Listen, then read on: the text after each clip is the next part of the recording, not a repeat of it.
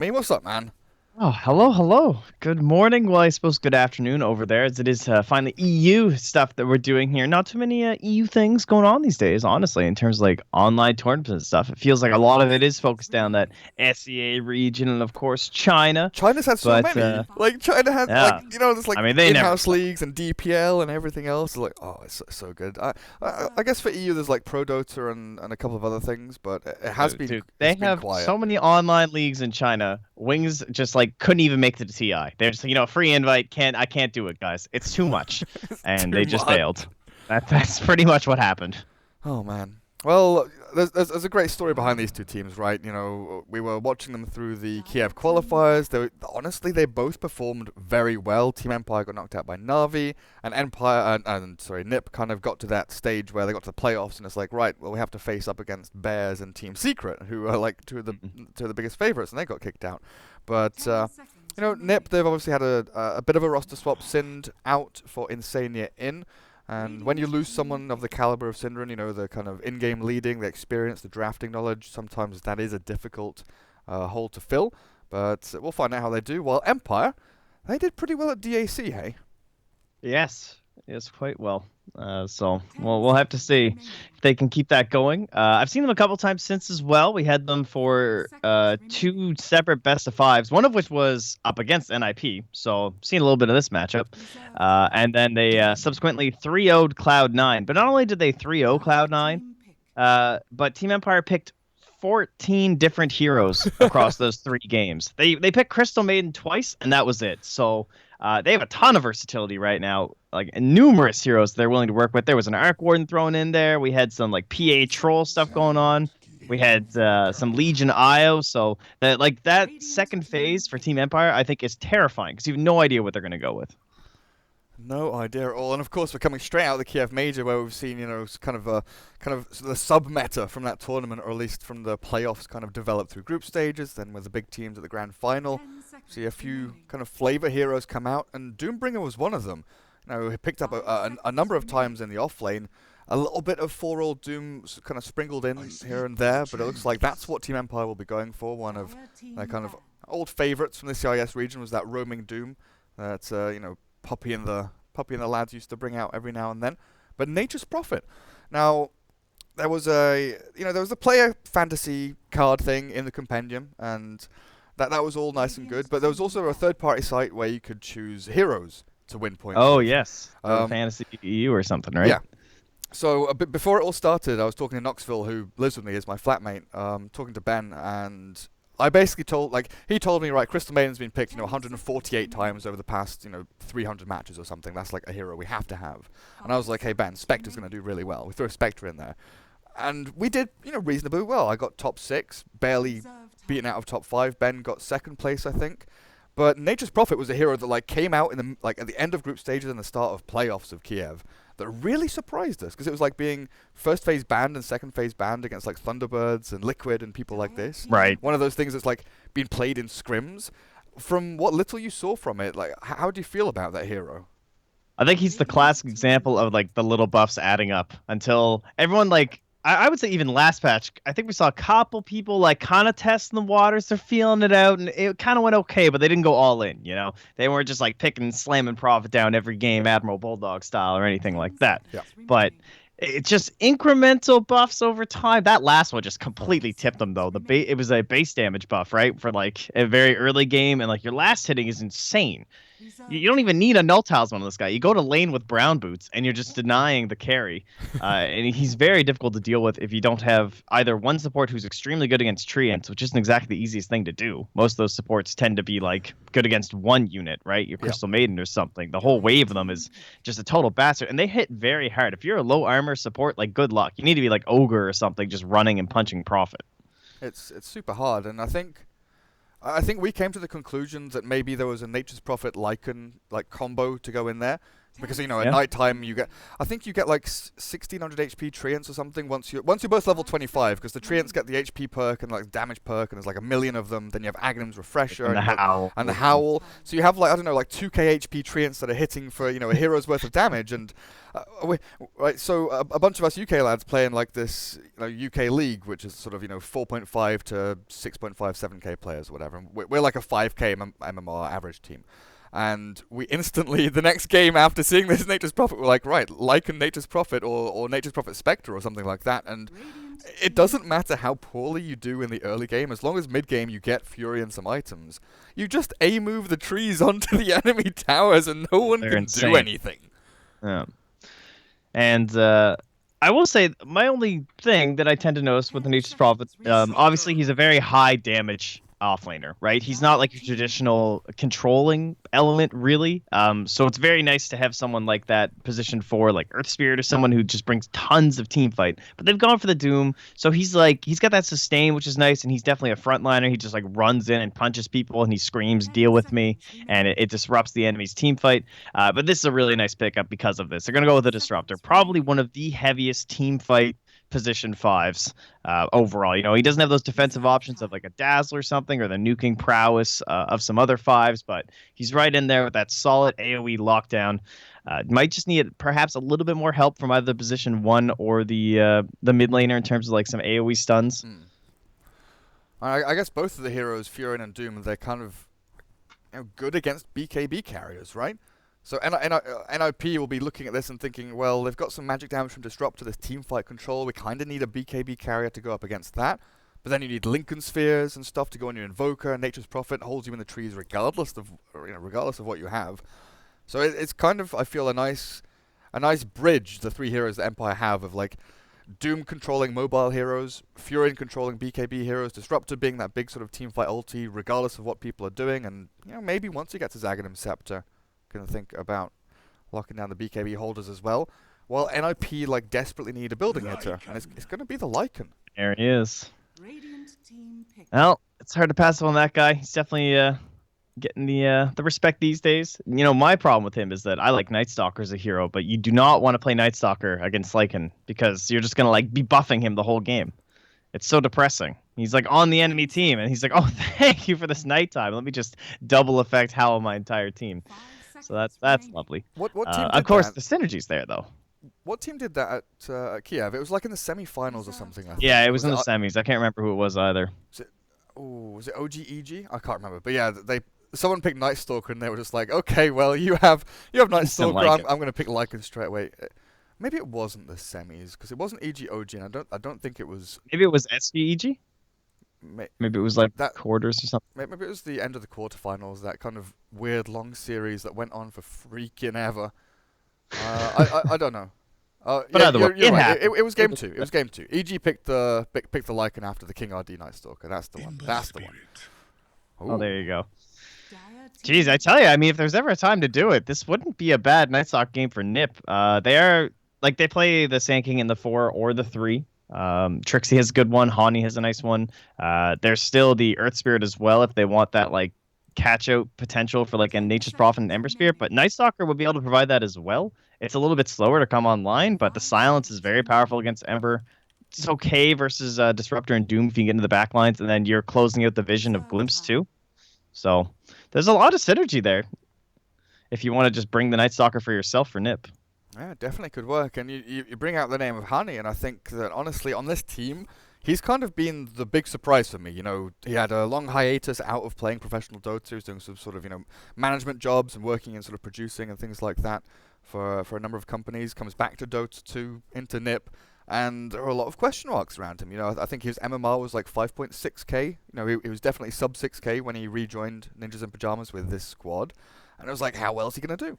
But his roaming 4, you know, the first like 20 games he played nothing but Crystal Maiden, right? He pretty much just played CM every game. Yeah. But his Sand King, his Monkey King, his roaming heroes have been exceptional. But I'm not sure if he's... His Monkey King is crazy. He had like 9 kills one game at, I think it was 7 minutes or something. I couldn't believe how like low leveled he was, just because like the way experience in gold is these days. It was comeback mechanics and like how you're stomping. It doesn't do too much, but my God, he was just had an absolute tear. He did have an that iron hero. shell. I was what you were casting that. I was watching that Yeah. game. It was like iron shell monkey just like running into enemy jungle, and he killed the invoker and the crystal maiden and someone else, just like all within a space of like 40 seconds. Like, okay, Yeah. well, our Oh, jungle that was isn't. crazy, actually. It's not really ours anymore. Arc Warden taken out, hero that OG played a little bit. Team Empire, they do like the meme heroes though. Hey, Chappie. Yeah, they played it. They won a game against Cloud9 with it, actually. Oh, nice. I mean, Chappie with like Meepo and PA and Arc Warden and all these funky things. You're never quite sure what he's going to come out with.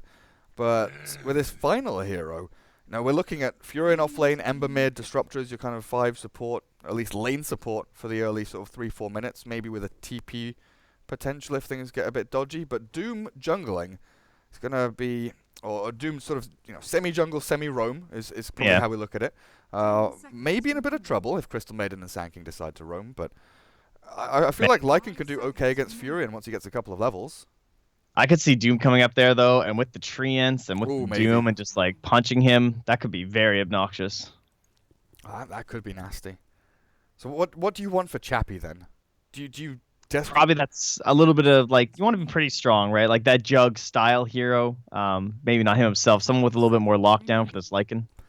I mean, something that we haven't really talked about was the potential of the one-roll Furion or the one-roll Doom, which we have seen in the past from especially Russian teams or CIS teams. But Razor, one of the kind of hard counters to Lycan, just static link him up, stun him for a little bit or catch him in the kinetic field. You drain all that damage out, and he does become a much weaker force to deal with. I feel Empire also are looking pretty good for scaling to the sort of mid to late game. NIP needs to really round this together with, I don't know if it's going to be their offlane hero. Beastmaster, maybe? Yeah, it's either that or the Sand King offlane. Beastmaster's not a bad option. It has to be someone, I don't know. That lockdown it's so heavily dependent on the Sand King right now. Like, he's the guy who has to catch out this tree and this Ember Spirit if they end up in some sort of like a slight rat battle. Of course, yes, now they have a Darkseer, so there's not many sustain offlaners left these days. They don't get picked too often, so at least he's going to have this mech. If they do get the ball rolling, you're going to have Arcane Aura going. You have the Darkseer with the Arcane Aura, which means that you're like not nerfed in lane anymore after the Iron Shell mana changes and how much that hurt the heroes. So if they get going, get a mech up. You basically are the like team fountain with the help of Lycans, so could see them snowballing. And Crystal Maiden, I guess, with that Arcane Aura just like helping everyone out. But I honestly look at this and I feel Team Empire pretty much just win lanes outright, and NIP need to kind of weather the storm for the first maybe even 20 minutes, 15, 20 minutes. Try and hold their tier 1s, maybe take the enemy offlane tier 1 as quickly as they can. Because Darkseer and Invoker, notoriously slow heroes coming out of the laning stage, They need Arcane Soul Ring Mech, they need Hand of Midas Aghanims for Invoker, so they get their kind of primary itemization up and running by about 20 minutes. But then you also look at Sand King, who would like a Blink Dagger. He's going to be this roaming active role. Maybe if they, I don't know, aggro tri-lane or aggro dual lane, like you were mentioning with the Doom going up with the Nature's Prophet, if Sand King Darkseer go aggro dual lane against a Razor, that could cause some difficulties, as... Oh, yes. Oh, yes. I've not seen this in such a long time, Trent. You will notice that there are a couple of interesting names. There's no ticket yet for Mr. Cat EU. So, all right. Yeah. Let's let's take a look here then. I think they're all correct here. That is headlines is Hani, so that's expected role. Dota is fun. Is Trixie. Man, he's had that avatar like forever. And then that's Mickey, of course. So we got a stand-in today.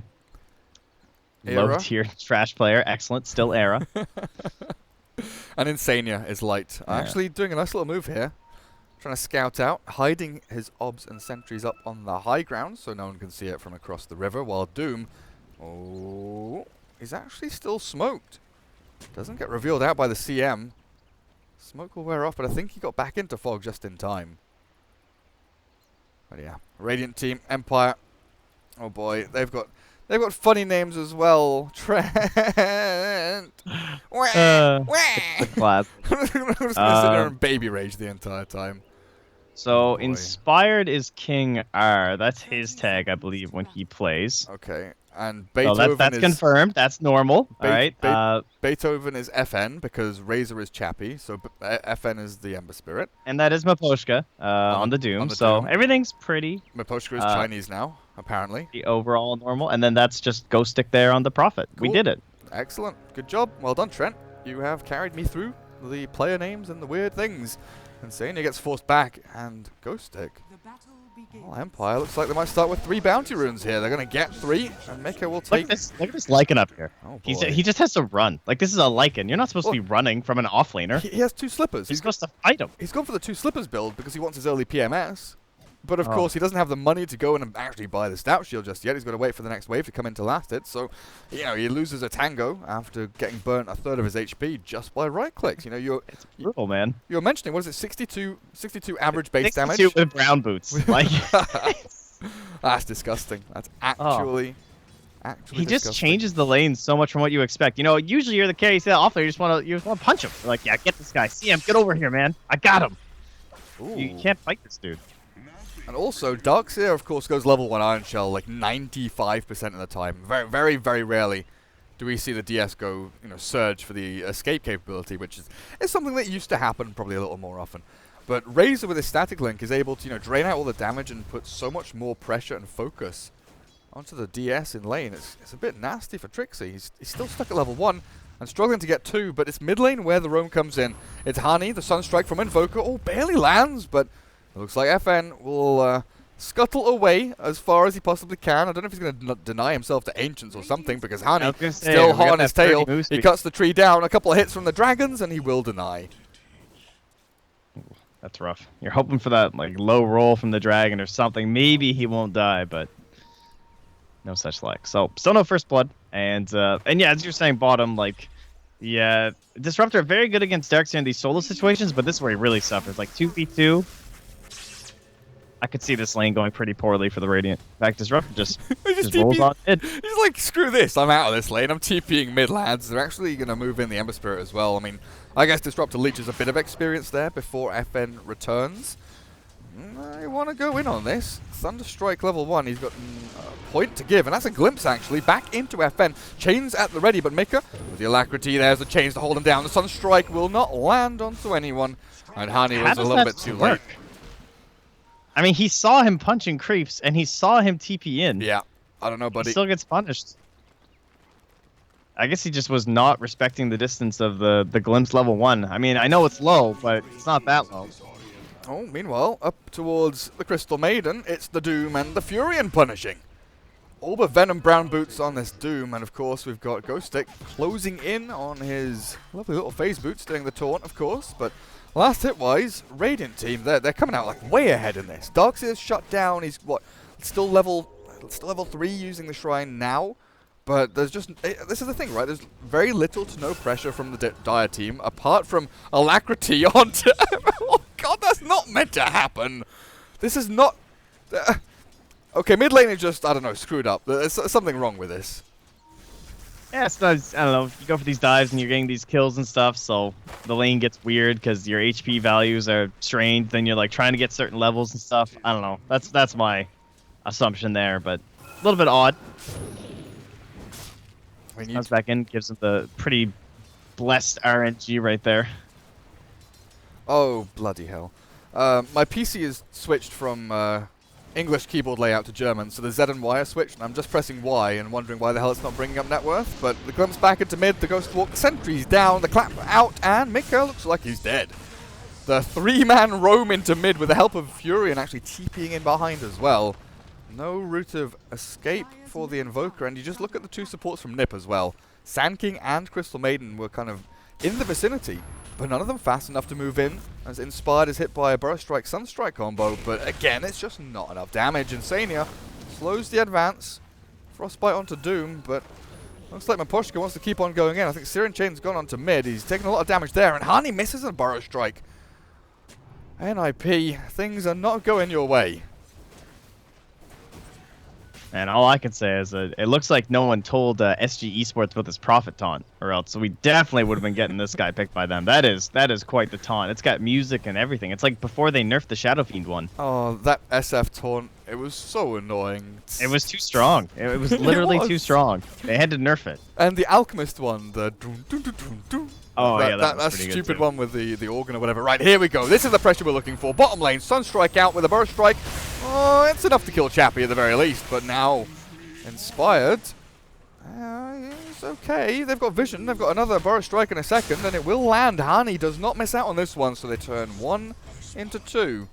And NIP get themselves back on the board. That's much, much better now. And Invoker, you know, helping out, gets a bit of shared experience, and he's doing relatively well now against this Ember in the 1v1.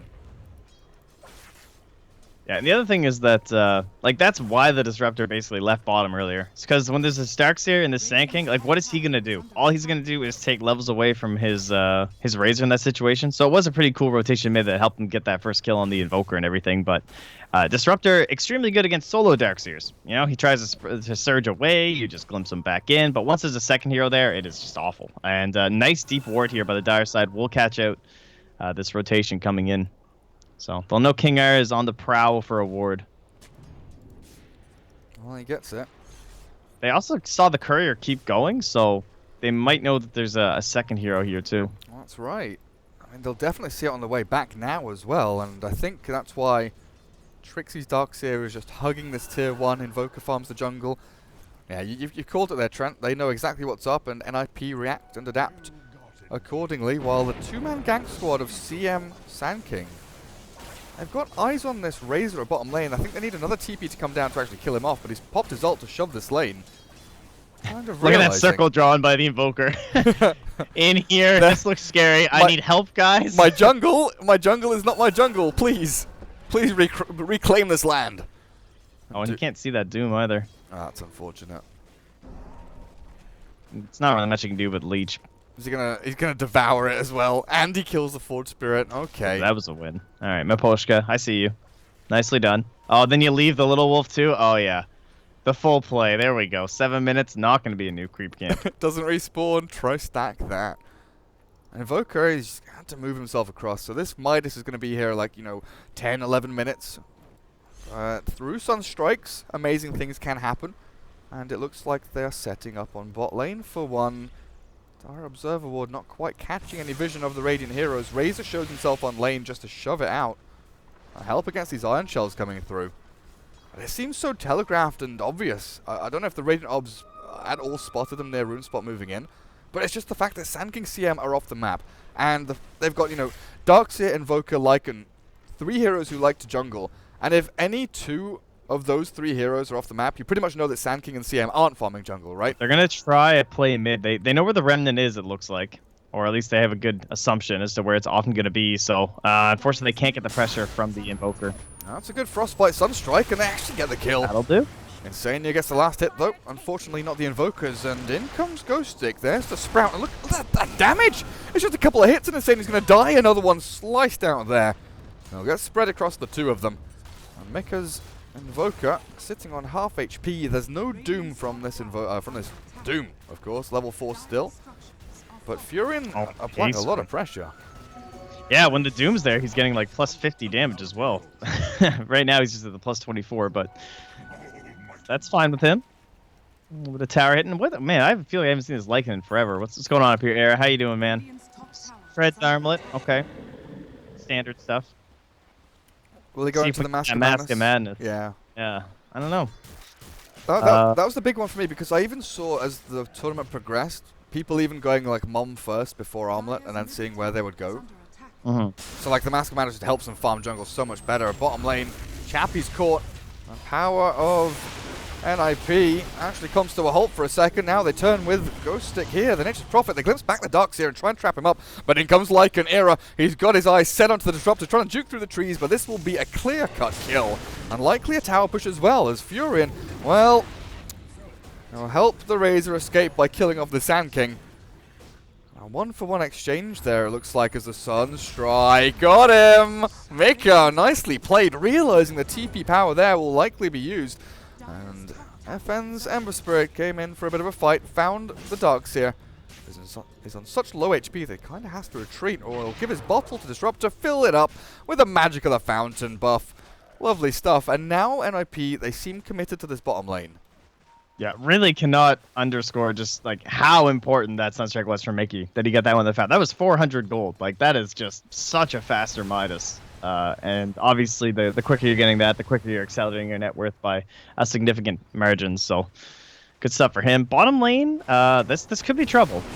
I think Era's going to die up on top first. Yeah, he does go down, and the Doom is dropped onto Darkseer. Bottom lane, looks like they'll disengage from each other. Crystal Maiden kill will just catch the end of that, but back up to Trixie, who's still doomed up, and he's just going to tick over. There's no way to deny himself or any incoming teammates. So across 2 lanes, Empire gain a couple of juicy kills. And was it bottom lane NIP initiating onto Empire? Or was it Empire No, it was Empire coming in. They were trying to get a kill onto Era there on the Lycan, but unable to snag him up, so... They just pay the price with the old CM, you know, Asania, classic stuff. Oh, well. You know, he's trying to learn from the Synderen, you know? He's trying to replace that role. Tank the gank. That's all you have to do. It's difficult. But like you said, that Invoker Midas, you know, I was looking at the timing and thinking, right, that's going to be like 10 to 11 minutes at the kind of, you know, earliest for your period there, period of time for that Midas to come through. But he actually gets it 10.5 minutes in, which, you know, is a nice little speed burst there for him. Denies the mid tower. But top lane, Chappie has TP'd up here while 3 heroes lurk from NIP. We have a 350 Sunstrike right now, so this is pretty plausible. They need Frostbite into the epicenter. Sunstrike with the epicenter as well. Lycan even sprints forward, and well, Chappie, you will drop, but Sankin gives his life in exchange for this. In comes Ghost Stick and Miposhka, now turning back onto Era. Oh, Insania, TP away. Have they any stuns? Doesn't look like it. Not enough damage either. And now the movement forward from FN. Spirit onto Mika. He's got his Invoke. A Tornado quickly will keep them locked down for a touch, but he doesn't have Ghost Walk anymore. They've had sentries anyway. They have sentries anyway. They have, yeah, there we go. There we go. Disruptor now will be caught, though. They counter sentry out, and Lycan with the Orange Shell up on him, chasing down his Disruptor. Static Storm, this might find them another one. Disruptor just hit the CM, kill the CM, finds one to trade, and that is beautiful out there from Empire. Turning a 1-for-1 into a 2-for-1. Felt like that Wrath of Nature did quite a bit of damage too when it came in on to Hani. It felt like it had like just finished its lap around the map, and that Sand King dropped from like 25% HP. Another one of those things that got a little bit of a buff lately. I was like, where did Hani go? I swear he was like full HP a second ago. Well, he just got obliterated. Midas's Trent. Yeah. Well, we're not done yet, guys. We're still waiting on that balance patch. I gotta say, I am very excited for the next couple of weeks, though, because I think they'll. Well, I mean, we're expecting a pretty big shakeup, I would say, right? The lead up into TI, generally some pretty big changes. Solar Crest, Midas, you know. Yep. Can't really disagree with those ones, that's for sure. We've already nerfed the Illusion heroes. Time to start nerfing, you know, the summon heroes like Lycan and Nature's Prophet for no reason other than they have summons. Disruptor, you have dewarded, but you might be in trouble. Sand King's found you, he's got your number, and the Sunstrike will land and take the kill. But in comes the reinforcements. They're actually going to go in onto this. There's the Searing Chains down to 2. The damage output. Oh, CM can't get the ulti off too quicker, and Mika's dropped as well. A 3-for-1. They saw the tasty kill. The juicy Disruptor was all they wanted, but they couldn't escape from it. This mobility from Empire, so quick out of the gates with both Ember Spirit and Nature's Prophet just jumping across the map like that. I mean, honestly, this is tier 1 and Shrine, too. So, like, you're fighting to a place that has... You can TP in without delaying your allies. So, you can quickly move a large number of heroes here. And, I don't know, like, Static Storm's not usually a hero... Oh, well, there you go, down bottom. Speaking of Static Storm. Do they have the damage? The TP looked decent, but Trixie still dies. Yeah. It's not usually a cooldown you play around in terms of, like, oh, it's down. We need to push. That's kind of what that felt like, though. They're like, okay, it's Disruptor. We know he doesn't have it for, like, 20 more seconds. Like, let's go. And they just got owned. Like, just absolutely crushed going into that hill. And then now you're just trying to get a little bit of split push action going on. You lose your Darkseer, who's still not into Arcane Boots. Oh, man. That's really bad for Trixie. What's his net worth? Yes. 3,300? Very low. He's below the 4-roll roaming Doom, but this is something that we talked about as the draft ended, right? The amount of greed and sort of the slow pace coming out of laning stage, Invoker and DS... They need their gold, they need their items, they need to farm jungle, but there's so much overlap from NIP, and that's where, I guess that's where also you feel this, you know, pressure applied to themselves coming from. You know, they needed to be active, they needed to roam. CM and SK have just been running from lane to lane, just like dude, sunstrike someone. We'll stun someone. You sunstrike them. We'll just kill people, you know, time and time again. But they've been spotted, and then with a TP forward, oh, he's not going to find them. CM and Sand King, they do retreat. But Dog's here now. Man. He needs to farm. Yeah. This game feels extremely difficult moving forward for NiP. They're going to have the Wolves help scout, I suppose, which is handy, but the way I see this game going is that you just have this these treants and this Nature's Prophet just like constantly pushing these lanes. This Ember Spirit, he's doing the exact same thing. And then if you're trying to avoid these depths on the Dire, you want to stick as a unit, but you physically can't stick as a unit. So someone's going to have to split up. And then you're going to have these glimpses coming in that's picking off the solo heroes. Like top lane, they can just kill this guy. Looks like they can. Oh, that's really Later. sad. That's really, really sad This as is well. the game right there. That's Yeah. just going to keep happening. And they glimpse one back as well. Disruptor's not even going to get caught by the Sand King or the CM. They'll still continue chasing here as Trixie surges the Crystal Maiden forward. Are you going to get there in time? He's on the high ground. They have 3 He's got the remnants. kinetic field. Yeah, and this Ember Spirit is right there next to him. When this all started, NIP smoked 3 heroes, and they were the ones that were like, right, we are going to go and kill shit. And then they lose their Invoker top lane, and you're sort of thinking, well, what do you do with this? They had to react, they had to TP back, and now Era's caught inside the trees. Luckily he has a Quelling Blade. I don't know if he can block them in with the treants, but he turns the fight up against this. In comes Ember Spirit. They've got the chains, they've got the lockdown, the drums are popped out, the damage output not quite good enough just yet, but with the Razor coming through, Era has to turn and run. Lycan back to the trees, the armlet will keep him alive for now, but Sand King was also waiting near that shrine. It's just another situation though, where NIP are not comfortable sitting on this map. Another nice play from Era, though. Just understanding, again, there's not very much control on the side, so he can push it pretty hard on the Lycan. I wouldn't mind seeing Maposhka ditch the Alpha Wolf if he wanted to pick up a stun, like be it net or something like that. I feel like it could really help them. No! I'll have to see. No! Shut up. Shut up, Trent. Alpha You Wolf need is the best. Alpha Wolf, that's always, no matter what. Always. Okay, so if I go blink on Doom, then I like the the Hellbear clap or the Centaur stun because you can just blink in and slam people. But if I'm just going to be this Doom who has a Solar Crest and Tranquil Boots, and I'm just going to walk into fights and say, yeah, what up? Try. Oh yeah, no, I don't disagree. Maybe the Hellbear would be good as well because you've got the attack speed aura on that red guy as well. I don't know. I just Does your really Doom have love no damage, by the way? Trent. I really love damage. When I watch this Doom, he has no weapon. He's just walking around with his fists, which looks awesome, by the way. This should just be a set. I think mine might just be bugged, though. No, it's for me as well. The sword is invisible, apparently. Excellent. He's just, like, backhanding these creeps. Quiet, or I'll eat you! So Lovely. A nice Chianti and some fava beans. Eating those creeps. this chap, he's important razor builds. Drums, S and Y. Went for the treads instead of the bots, which we saw like Ace doing a ton from said C9 Ross that we talked about earlier. But the treads helped the fight obviously quite a bit earlier. I swear Chappie hasn't done anything all game. Yeah. He kind of just sat bot lane and was like, yeah, Doc's here, 1v1 me, I'll stop you from farming. And then he's kind of just moved from lane to lane to farm even more. I guess at this point now, Empire are like mega strong. They can probably just 5-man the towers if they wanted to. You know, tier 1 bot still standing, tier 2's mid and top. But it looks like they're trying to kind of garner control around, you know, not of the Roche Pit itself, but kind of the surrounding areas, you know, kind of that third of the map. And maybe the tier 2 mid would be good for them. They're getting vision down, they're making sure heroes are pressuring there. And it's not necessarily just for them to take Roshan, but you're stopping Lycan from going in. Right, that's the more important thing. That's the only hope for the Dire right now, is they get Roche. And honestly, even if they get Roche, they're going to like 5-man at tier 1.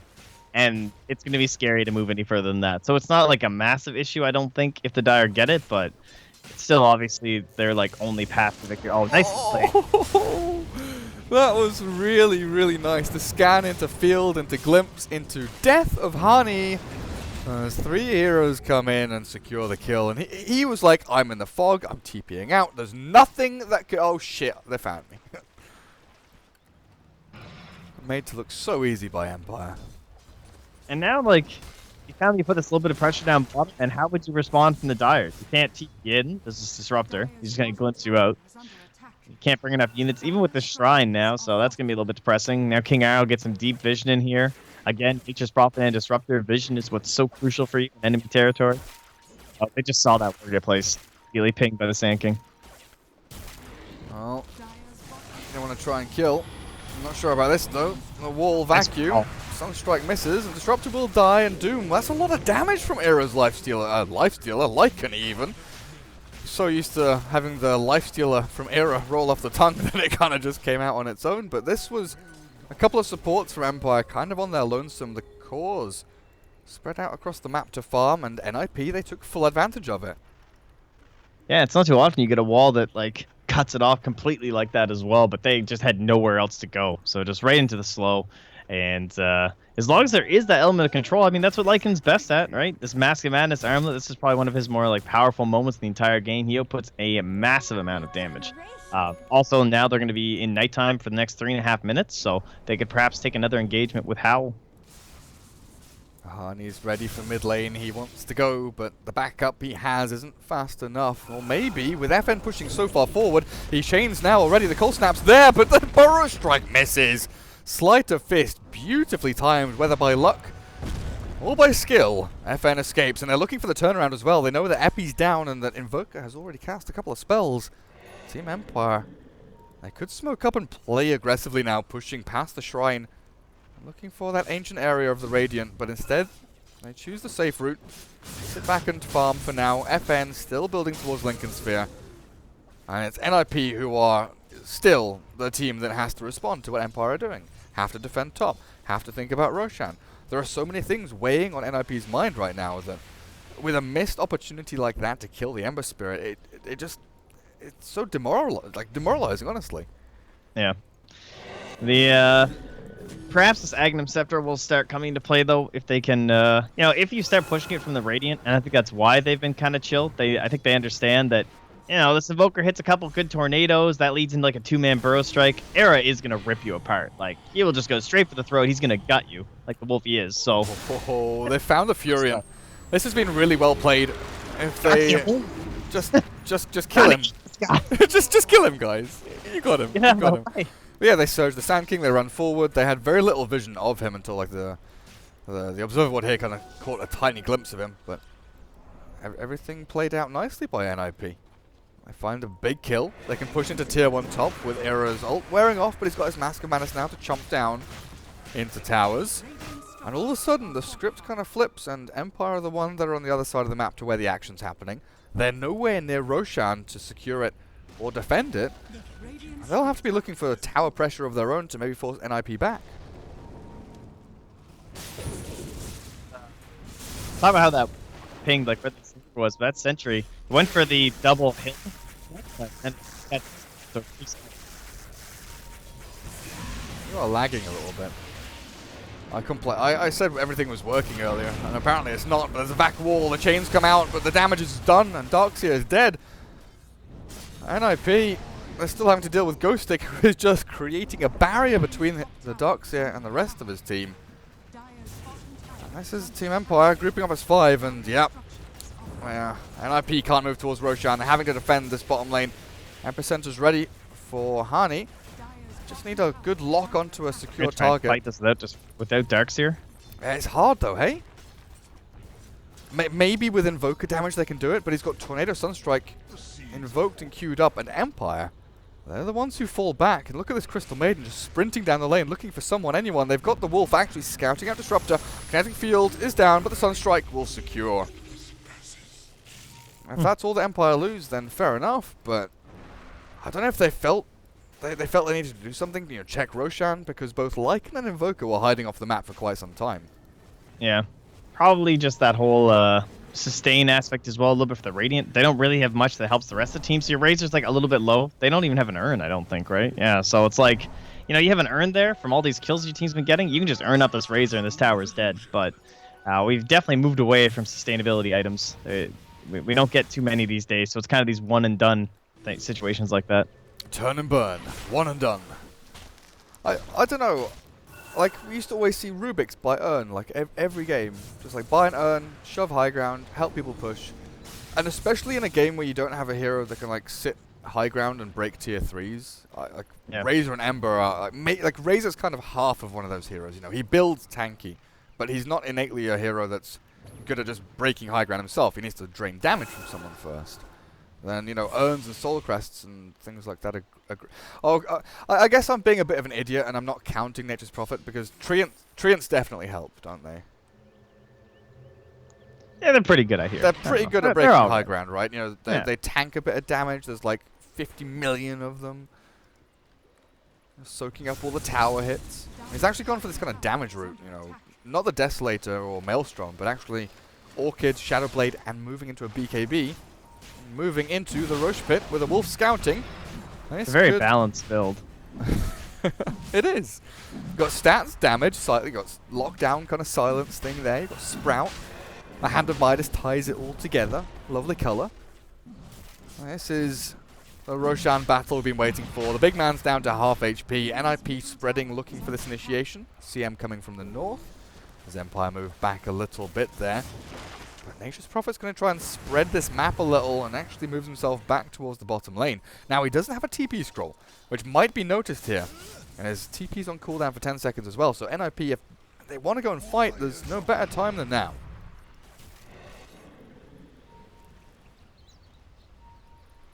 So just biding their time here. There's so much vision too, just like this ward over on the other side of the river, helping out the Radiant. Of course, the creeps are there for now, but once they move, they maybe have an idea as to where Era heads. You know, maybe they like see him running bottom or see him running this way, and they just immediately go right back in. Now they're just standing guard, the two supports, holding the pit while the cores farm. Yeah, but that's the thing, NRP are just standing still. The side lane's being shoved out. Nature's Prophet and Razor both get a good chunk of farm. NIP just... Oh, Hani is pretty much role-playing their entire team, standing AFK on this hilltop, waiting for that initiation moment for themselves. And now they're also going to have a Lincoln stun here on our Ember Spirit. It's finished in 7 gold, so he should have that for the actual engagement, which makes him obviously much more survivable. Especially when we're dealing with such a lack of stuns here on the Dire. Like, you actually can't lock him down. At all? You'll have to use, like, both their stuns and kill him during the one. So, like, kill him during the Frostbite or the Burrow Strike or something. They have to, like, Tornado, Burrow Strike, Frostbite. They need the... I guess if they Cold Snap to pop it, actually. Yeah, that's maybe. True. Well, Roshan, he's regened a bit of HP since he last had to battle in his own little pit here, but Doom walks in. There's a Treant tanking, there's Wolves walking through, and NIP are still in position to try and fight this. I don't know if they're going to smoke and run, but this kind of standoff across the river is becoming more and more awkward for them. Invokers move back to farm. Lincoln Sphere is being built up for him. Team Empire, they will smoke now. Sunstrike into the pit to give some vision. Snipes the Treant. Gets him. He's Got dead. that money. He's gone. But Empire are the ones that are going to let loose. They're looking for the wrap. Getting in behind NIP's ranks, and this Treant is scouting out a fair amount. This wolf is like the false vision, you know? Yeah, they see, but they don't see. And now they go in. Ember Spirit jumps forward. The Invoker's gone invis, but the glimpse back in the Sonic Storm means he's already dead. Vacuum Wall is good, but the BKB, Chappie, starts to drain out the damage. Era is doomed up, but he's still sprinting forward. It's Mass Menace and BKB on. He looks now to chomp down into Ember Spirit. Remnants away.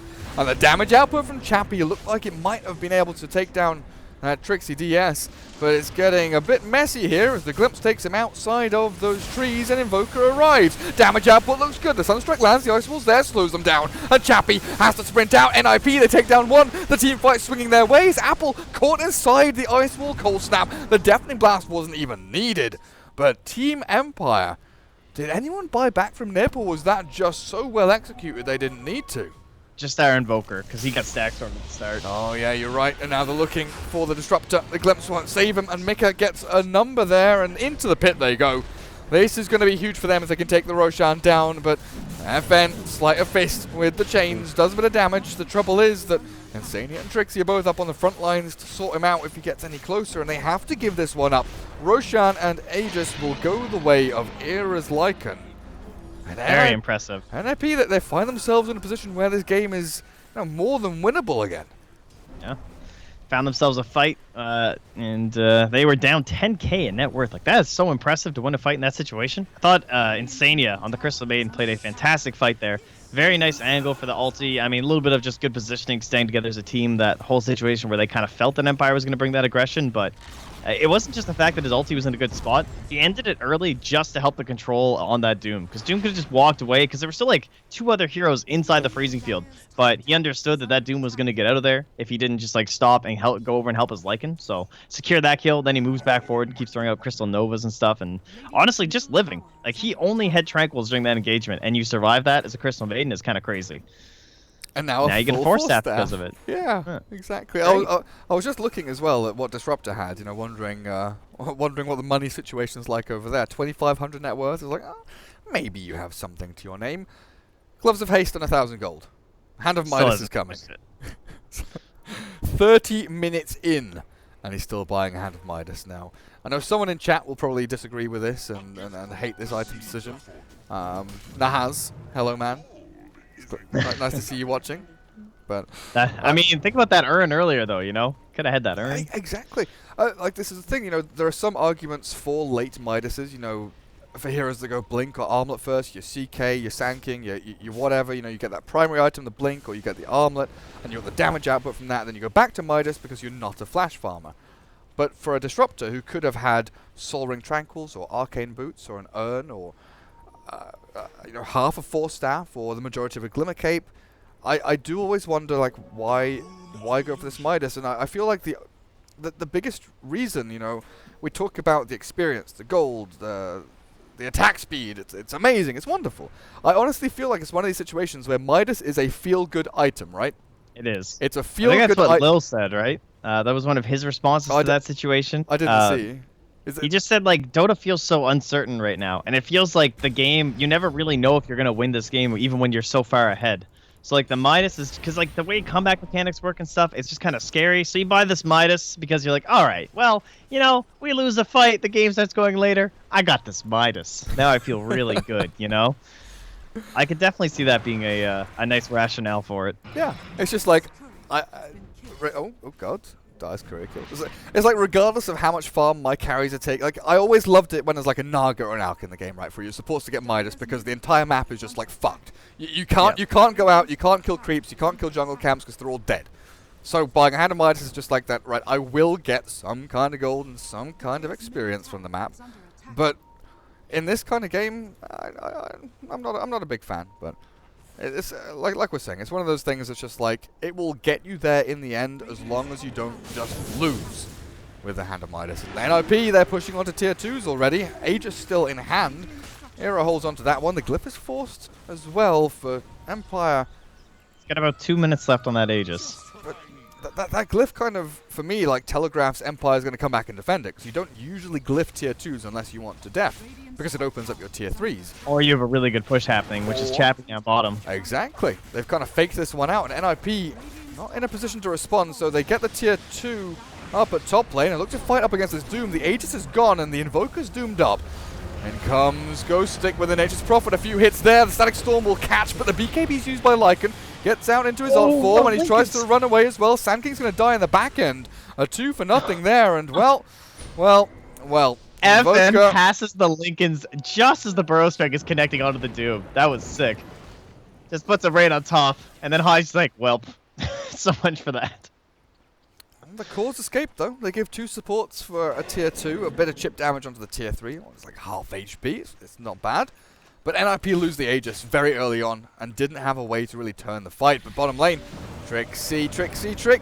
Darks is on the run. Is there another slight change? There is in a second. And he has Blink, but the vacuum. Whoa! Trixie, perfectly timed. And Invoker comes in as well. There's no mana left back on this FN Ember Spirit. But Invoker doesn't want to commit to this one. They keep Trixie alive at the very least. That was some gorgeous play there from the 2 of them. Yeah, but meanwhile in your top lane, oh, this Razor, okay, maybe he's a little bit deep. That's 3 heroes, but... Chappie on the run. Ghost Stick, he's spotted out soon enough. Dust is coming off cooldown in Honey's inventory. Soon enough. Oh god, no. Man, that 50-50 coin flip, man. It's Brutal. Go north, go south, and he went south. Nature's Prophet went north. That is very, very sad. That dust, I see him switch it from his backpack, and I'm like, he'll have it in time, and you're just waiting, like, come on. Come on, don't be grayed out anymore. It just took way too long for that dust to come back. I will say I think he's definitely on the right idea with the Aghanim Scepter this game, right? All those treants. Nasty. Is Hani okay? Ghost Stick's not committing. When's the next Roshan? 2 minutes until we find out. It's become a bit of a stalemate across the map. Both teams hiding on their sides of the river. Neither one really feeling the smoke movement towards the other. But NIP, they've passed the laning stage. They've weathered the storm of CIS aggression for the first 35 minutes. They have items, Trent. They've got some big items now. You're looking at Greaves Blink Force and Lotusaur being built by Trixie. Invoker's going to have his Octarine soon. Sand King's like, yeah, whatever. I'm going to buy it. They just got to win the 10k fight again. Yeah, that they do. That they do. Yeah, we do have a Butterfly, though, onto Chappie, which I do like. It's a nice choice. More movement speed. Whenever you need it, just the Flutter. Of course, very popular on Razor. And then up against this Lycan. That is a lot of damage reduction. Don't really want to buy an MKB, but he's going to be forced into it here for Era, so Nyx is out on the AC he'd planned on. But, Trent. But. Actually stunning or like locking down this Lycan seems really difficult, hey? That is true. Like they've got not easy. They've got like searing chains and I mean Sprout during the BKB, but Dude, you wait until this Disruptor Midas pays off though. And gets the Aghanim Scepter. Woo! But I've got to say, low tier trash player, which is Era, is currently being a very high tier player and is keeping a Quelling Blade to get out of the Sprout. I really like that. I really like to see that. Surely people would forget to do that. He's not getting RTZ'd here. Definitely not. But no, there were some serious profit problems at that major. Yeah. The trees, man. I mean, Burning got RTZ'd at one point. Was it SC? I think SC or U9 got RTZ'd as well because they had a Mythal Hammer in their inventory and a Quelling in their stash backpack thing. That was nasty. All right. Smoke up here from the Radiant. There was a circle around the area from Mickey. So he's just like, all right, I think they're over here, guys. And then they smoke and they're moving through mid. So we'll see if they know. Looks like they're kind of, look where they're playing here on the dive. They're like, maybe something's going on here. No, Era, no. It's a good thing there's not that nice deep ward in here. That's kind of a classic at this point in the game, but... They find him. Just looking at what Trixie's doing, hiding in the trees like he always does. That's an okay find. I mean, that's one guy. Look at Hani, but they really wanted that core, of course. And not gonna. Okay. Chance to turn into the mid lane. So we're still holding Alpha Wolf with the Blink Dagger, the Force Staff, a lot of mobility. I mean, we're talking about trying to control the Lycan, but although that's difficult, they can definitely kite away from him. So yeah, you try and wait out that ultimate, wait out his BKB, and then move on him. He is down to 8 seconds, and Lycan is a hero that is very sad. They lower and lower his BKB gets. I'm just looking and thinking like an Abyssal or a Hex would be good for Empire, and Nature's Prophet is closing in on one. Maybe that's going to be their ticket to victory.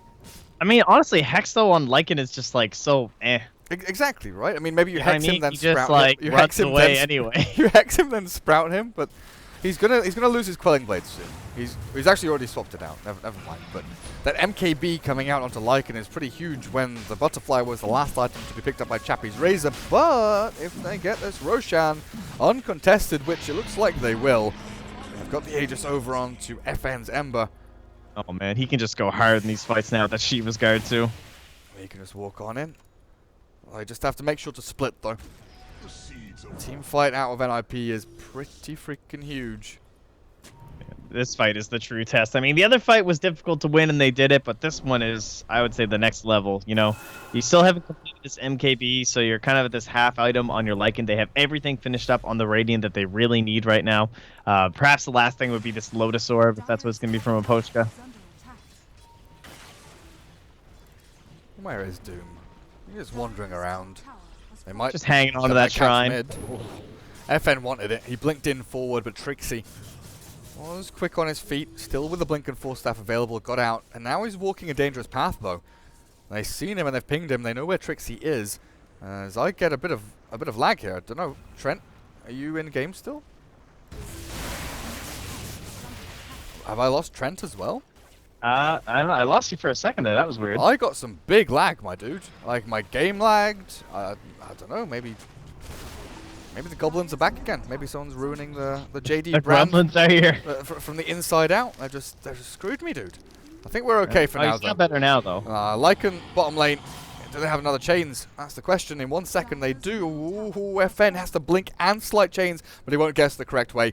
Ira has made a beeline for the trees and will be able to escape back to safety, as well as Hani, who was waiting around, lurking in the trees as well.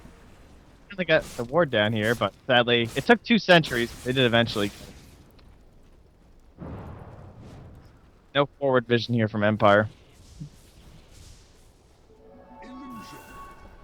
But it's definitely them on the front foot again. NIP, you see them on the map, all grouped up as 4. One hero across the map is Trixie's Darkseer. They just feel so scared. Like, you know, we saw in the first 15 minutes, they were smoking, looking for ganks, finding kills with Sunstrike, and setting up with, like, Hani and Insania. But now, well, maybe with a vacuum back, no, it's not quite enough. Ember gets away from the Burst Strike of Sand King.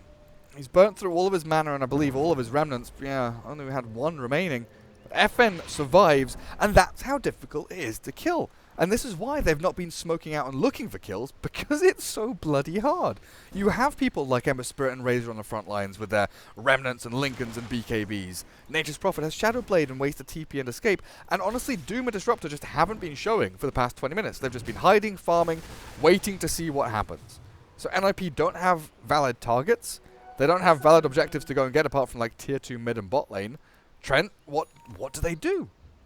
Do they just That wait? is a You just wait? good question. You just They try and rat a little bit, I guess, but FN now he's gonna find CM. Help with Ghost Stick, that's easy. That's the complete And, opposite story. It's like CM yeah. Sand King are easy, valid targets. Invoker maybe a little bit more difficult because of Octarine and Lincolns. Notice he also went with the Blink Dagger, which is something that's fallen off heavily on Invokers. We almost like never see the Blink anymore. Which surprise, you know, it's weird. You like watch all these pro games and I'm expecting these blinks to come out and they were just kind of a dead item for a while. Everyone just getting maybe a little bit greedier, wanting these like Octarine cores and then like double defensive items or something. And you have a Midas anyway, so you're like don't feel that good spending 2,200 gold, but It's like all about pacing now because you know before it used to be like brown boots, Midas, and then you'd go, you know, Blink, or like Yule's Blink, or you'd go Blink Boots of Travel, then your Aghanims would come later. But now it's about the Brown Boots, Midas, Aghanims. Like, Aghanims has jumped, in the past like 3 or 4 months, it's jumped from 2nd or 3rd item to 1st item. You buy it as quickly as you can. But yeah, it's about pacing, and Invoker currently locked in chains. Will be okay with a Shrine, but in jumps FN again. This is how aggressively he can play. With a slight forward, he damages everyone at NIP. In the meantime, they've had to defend top lane as well, because Ira sitting up there with a Treants and Razor chipping away at it. Look at this patch though. You commit quite a bit from an Ember there, honestly. I mean, most heroes would have to commit a lot more for that. And that's one of the benefits of Ember. In order to do that much damage and get out and everything. But all it costs them is like a couple shrines, so still feeling relatively okay. The combos here though from NIP. They cleared through one, Disruptor's gone. Chappie has to BKB and turn to fight with the Satanic. He's got the damage and the life steal as well, but it's not enough up against Ira's Lycan, who's just jumping on into him, and now comes down the ice wall. Ember Spirit is dead, but the Aegis will respawn him. The question is, can the answer's no. The answer's no. Before I can even finish my question, Hani cannot stun into the timing, and now the Lotus Orb back onto the CM. There we go with the Ember Spirit. Gonna slide forward as well. The damage looked good. The Sunstrike flying out won't connect, and with the Doom on the front lines, the Ember still has the free reign to jump through this fight. The wall is still available, and they turn with a Cold Snap and the Forge Spirit. And well, Doom is just so tanky, he doesn't really care. He tanks up all of that damage, and Chappie has returned. They'll move in towards the bottom lane now, and it's everything gone from NIP. Their combo has been wasted almost. The racks have fallen, and in they run. EMP burns the Ember, and the Sunstrike not going to land, but the Static Storm finally drops. The Meatball's down onto Chappie, but guess what? He has Satanic again with Lotus Orb down on him. The Gem is down, and Trixie has the Force Staff away. Ira finally goes in with a BKB, and his shapeshift. He'll slice down one. Disruptor is gone. Mickey finds a kill onto Ghostic in the back, but it's NIP who managed to defend, even with all of their spells and their combos gone, through Lycan's ultimate with a BKB, just charging through the ranks of a Team Empire. Yeah, that's going to give us a 3,500 gold swing, so not too shabby, but more importantly, it's the experience. They do gain experience on the Radiant, but on the Dire, they're going to gain a total of 7,284. So quite a few levels, and that includes 2,000 for our Darkseer here, and that puts him up to level 23, closing in up to like level 25 and stuff too, maybe getting a little bit beefier for himself. But still a very difficult game for the Dire, I would say. You're pretty happy for all you didn't get that tier 3 bottom. Yeah. You got a tier 2 mid, but I don't know, dude. Losing tier 3 range racks and your mid tier 3s on 300 HP, it feels like a matter of time until Empire will find themselves even more of an advantage. Invoker trying to deal with the Ember. Tornado won't catch him, and well, the Lincoln's is popped, but unfortunately Hani doesn't land the Burst Strike. He used his Yules to pop the Lincoln's there, but the Frostbite will now land in with the Freezing Field. There's a jump back, but the Sunstrike not going to land. Era will find the final killing blow. And that was the 4 staff at the time. Really well played. Yeah, I mean, they don't have that much control of the Dire, but when it's, 3 heroes versus 1, and you can just throw everything on top of them, it is pretty handy. And there will be an additional one there, and that's one of the other big benefits of actually getting the Blink Dagger on our Invokers, that we can now build into the Scythe and feel very confident about it. And Blink Octarine, Scythe Octarine, obviously some very nice synergies here. This Furion, though, Trent, is pretty huge right now. Bloodthorn is nearly up. He has BKB, AC, Hex, and Orchid, and, well, these items are all good and shiny and valuable. I was wondering if the Invoker catches him there, if Nature's Prophet doesn't just die straight up, but they don't see him. They don't sniff him out over in this jungle. Empire can breathe a sigh of relief that NIP kind of swing back, win a team fight, but they don't get any real objectives. And Roshan will be respawning in 30 seconds time. A quick one here. A fast respawn for Empire.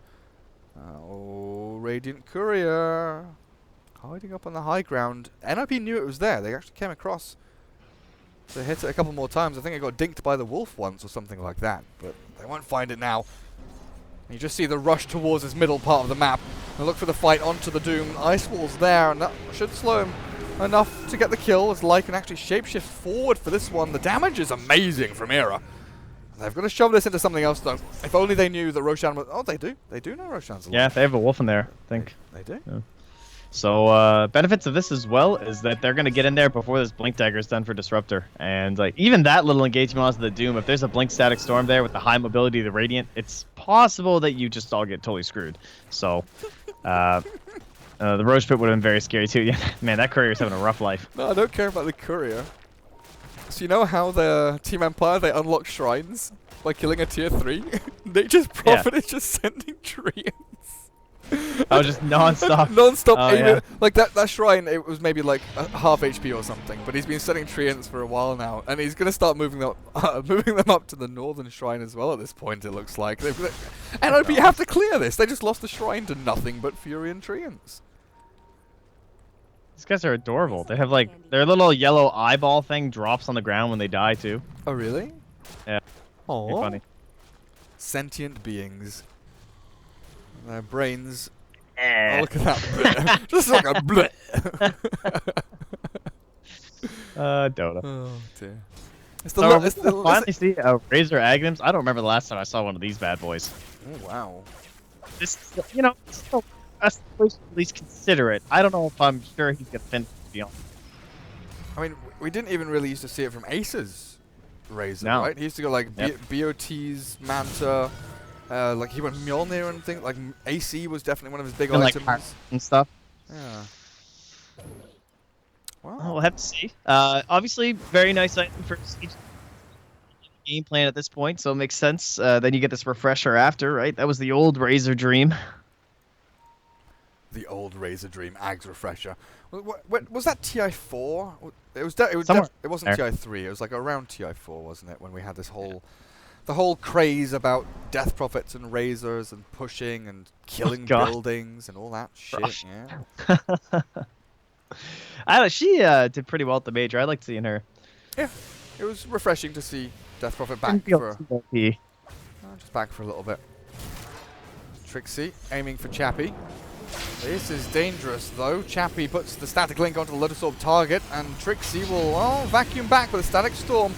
Whiffs out, and the Darkseer looks like he's already dead. Good Tornado comes out and does catch onto Doom. They've killed off Disruptor, but after he's already popped his spells, and Mickey actually getting the nice HP heal back from his spells, but it's just too much damage out from Team Empire. Well, the Burst Strike out from... Darkseer buyback coming in. They've got the stuns with the Satanic from Chappie. Turns back to fight. Where is the Ember Spirit? He's actually remnanted back out and away to escape from this, and Chappie's dead. NIP, they kill off 4. I don't even know if they needed that buyback. Yeah, probably not. Came in with the wall. Maybe he was just hoping to secure the 3rd kill as well, but Vacuum was still on cooldown when he got in there. Wow, and that fight actually started out very well for the Radiant, because it was clearly a very nice bait first off by Trixie. You know, well played on the Darkseer there, just kind of running in circles. His allies are closing in, but there was going to be a big epicenter from Honey, but it was scattered out by the train. Blood before it was off, so that was a fight without epicenter. However, it was just Era in the middle of it, just wailing. Yeah, that Lycan just like ran at people. It was absolutely insane, and honestly, when you look at the Disruptor throwing down a kind of, you know, hopefully this ult lands on someone before I die, Static Storm, that's when you know things are going poorly. You know, it's a little bit out of position maybe, a little bit too far forward, but now melee racks, and it looks like a full lane here for NIP as Era just chomps down the buildings. The glimpse back though, the BKB will cancel that out, and they had the Sprout placed to try and lock him in at the same time. But NIP, they come out storming here, and they also get a shrine to their name. This is big for them. I mean, the game swung a little bit when we had that fight up towards top, but this is much, much bigger. Yeah, that actually might have been a situation where your low BKB actually helped you. Just having it available again there for that glimpse might have cost him his life in other situations if that was like a, you know, a 9-second BKB cooling down or something like that. But this is the threat of your Lycans or your Tinies, you know? You feel like you're just beating this team, and then you make one mistake, and this guy just takes your buildings. You know, your Terrorblade, he's the other guy who's mostly doing it right now. And they get hit, so they have the Rax advantage now on NIP, 27-27. Still a bit of a goal differential, but, I mean, you just dropped at 10K. Invoker is, like, maxed out now. He went for the Hex. I mean, wow, that experience advantage, even. Yeah, he could think about... Oh, he's gone for BKB. I was wondering if he goes for a Refresher, but now he can swap his Blink out for a BKB. What are we looking at now? Experience. Oh, yeah. Okay.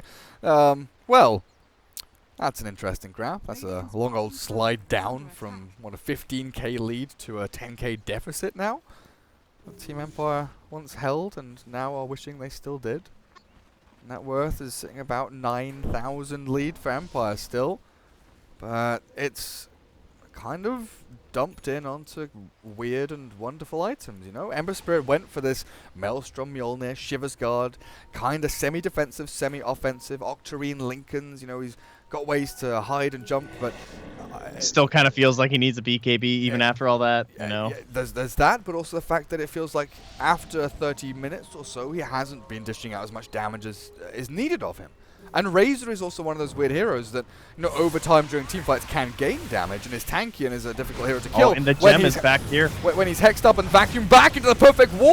Oh, they've got him. Invoker now with a Deafening Blast through onto Chappie, but the BKB's there. Razor turns to fight, tries to drain the damage away from Lycan, sprints himself back into the trees, but Era turns to fight. The Satanic is not going to keep you alive through this. NIP, they've killed off 2 big heroes with Ghost Stick as well as the Poshik in the background. They're held in place. The freezing field from Insania.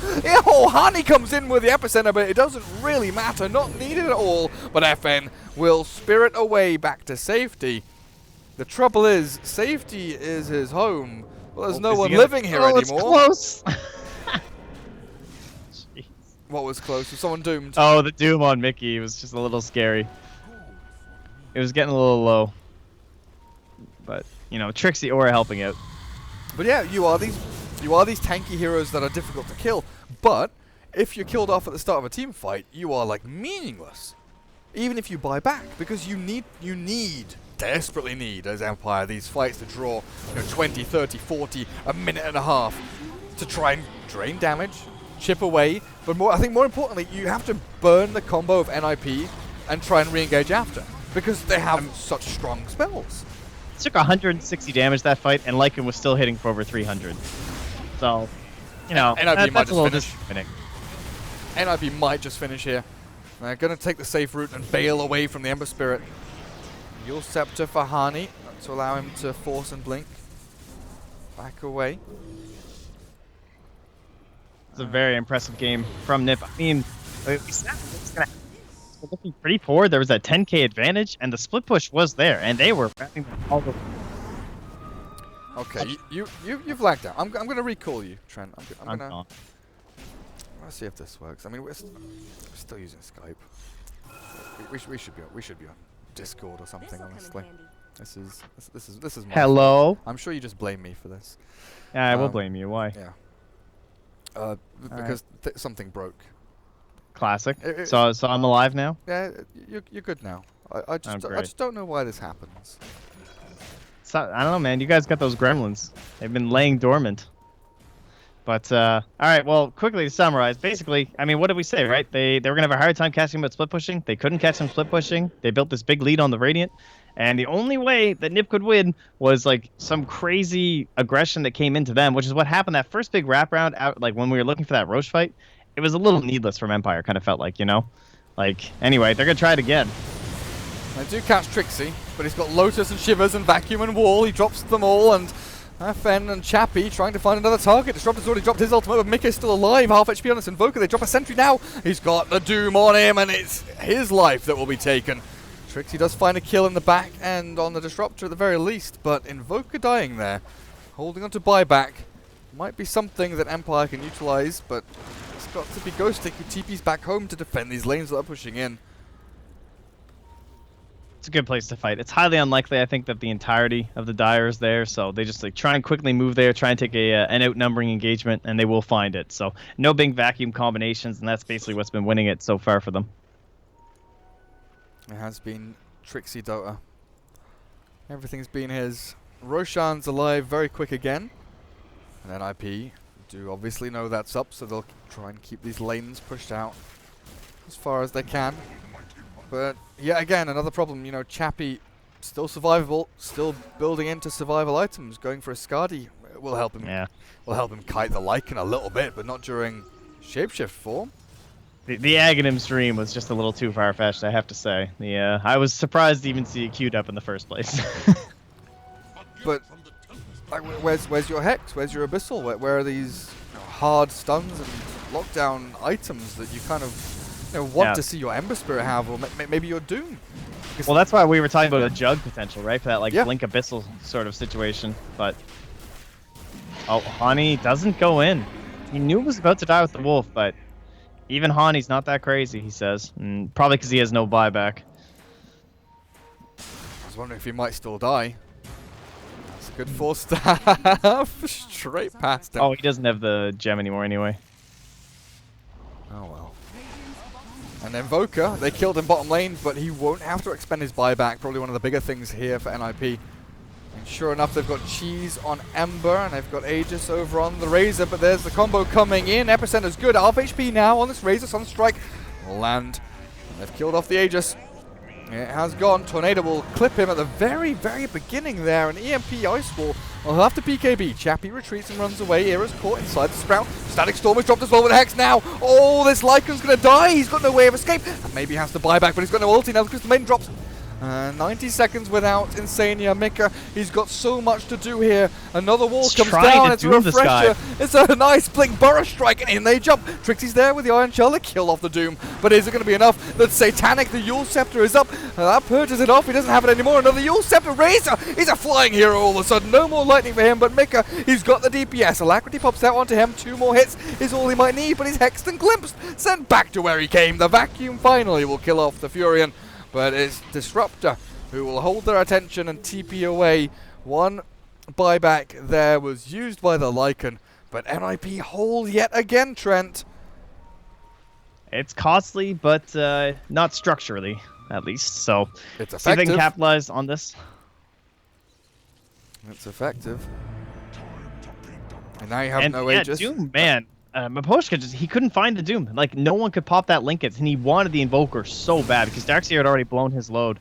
He's going to try and sneak his way in here to find a key hero this time. He's got the Doom now onto Lycan at the very least, but I don't know if this is just a, hey, guys, I got a Doom, let's do something, please. The glimpse back, there we go, this is what we're looking for. Remnants forward, damage is good, that's the dieback, you're right. Lycan, 120 seconds without him, and all of a sudden NIP, we're talking about how well they're doing and how well they held. Might have just given away a little bit more than they thought they were, with Lycan dying. And once again, back onto the shoulders of Trixie and Mickey. The Darkseer and the Invoker have to defend the base, but there's no cheese, no Aegis. Oh, there is a cheese, my bad. The cheese actually got given to the Razor, I guess, at the end of the team fight, but no Aegis for him. So if he gets hexed up and, you know, held in place like he was in the previous fight, he could potentially just get burst down. I need more seconds. And they'll try and push out every lane, and they'll still have about 30 seconds or so where they can have a full 5-man push in one of these lanes, I would say. Trying to get very aggressive. Invis Invoker, Lincoln's is popped, 4-staff forward, Stack Storm's there, but Mickey has a Lotus Orb on him, and Lincoln's yeah, there's back a Lotus up from Insania. And he's also got the As well as BKB. Trixie. Wait, this Invoker can just shove BKB into his inventory at this point. Get ready to use it, but he's holding the Blink. There we go, Blink back, FN, jump forward, there's the back wall, but there's no combo to go with it. NIP went ready, and comes the Epicenter, and they've killed off the Ember Spirit. He has buyback ready, but Chappie's being left to his own devices, held in place. The Ice Wall's there, has to use his BKB. They've got the DPS back onto Insanius because Maiden surged away, not going to die just yet. And now the Lotus Orb, the glimpses, the fun, it starts to come out. Oh, Razor. Sunstruck, stunned, hexed, and it looks like about to die. No cheese, no Satanic. No HP, the Yule Scepter's back and forth, but the Tornado will be the securing force as Trixie will finally die to the Searing Chains there in the burn of the Ember Spirit, but FN is somehow still doing damage. Mickey actually runs forward. Oh, do you have a Hex? You do, off cooldown now. Lincoln Sphere is ready for this Ember Spirit. Tornado up. Cold Snap and Hex, you've got the pop and you've got the lockdown now. Light, all you have to do, Insania, Frostbite forward, they've got the meatball and the damage, oh yes they do. 122 seconds for that Ember Spirit to respawn, and NIP, somehow they just manage every time when they're holding high ground to come out through the woodwork and pull out the big combos. Wow. I don't even, Mickey, man. The speed on that Cold Snap Hex as well at the end, despite like just playing some crazy ass fight, he is really on point right now with this Invoker. And you know, it's Nip who tends to be the Invoker squad in the Empire squad in these situations. You know what I mean? They often have these leads, but see if they can close it. Oh, Era, can you survive through this? The Force Staff is good with the BKB as well. The Sunstrike will land onto Ghost Stick. And in comes Trixie. He's got Iron Shells galore, the BKB's forced, but the right clicks are more than enough to kill him off, and good game's called. Empire, they go from having, what, a 20,000 almost net worth lead in this game to 3 good, okay, very, very good team fights from NIP in a row to secure this one. But game one of a best of 3. Potentially 2 games to go. NIP, they look strong. They look strong with their draft. I don't know about the laning phase, I was worried, but what do you think, Trent? Honestly, it feels like that Razor was such a liability. If I have a Juggernaut this game, I have a Blink buyer, I have an Abyssal buyer, I have a guy who is a healing ward that gives us sustain so we can actually pressure and siege, because they got to the situation where they should have won the game. If that was a Juggernaut, they would have won the game. I'm not saying obviously they'd be in the same situation maybe if it was a Jug instead of a Razor, but basically when you're approaching like that, they kind of used all of the resources of the Razor. He gets down to 25% HP and they have to leave. They what are they gonna do? Like remnant back to Fountain and bottle him 3 times? That's not gonna do anything. So they just have to back away, and they're just popping shrines on the high ground as Nip, and that bought them enough time to get some items going, get some levels going, and then all it takes for them is that one wombo combo they looked for.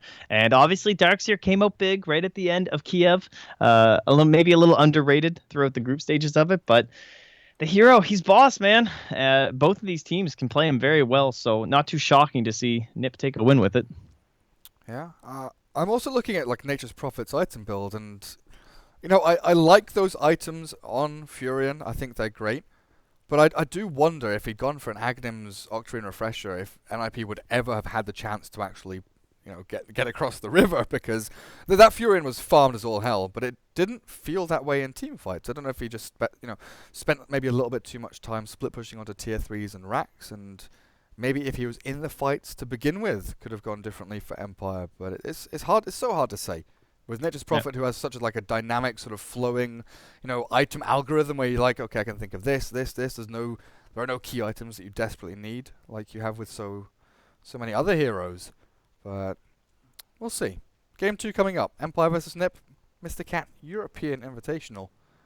We'll take a little break and we'll be back soon. Won't we, Trent? Won't we, Trent? Yes, we shall. Won't we, Trent? It'll be great. Okay? Mr. Cat. Okay, Trent? Okay. See you guys in a couple of minutes. I'm going insane.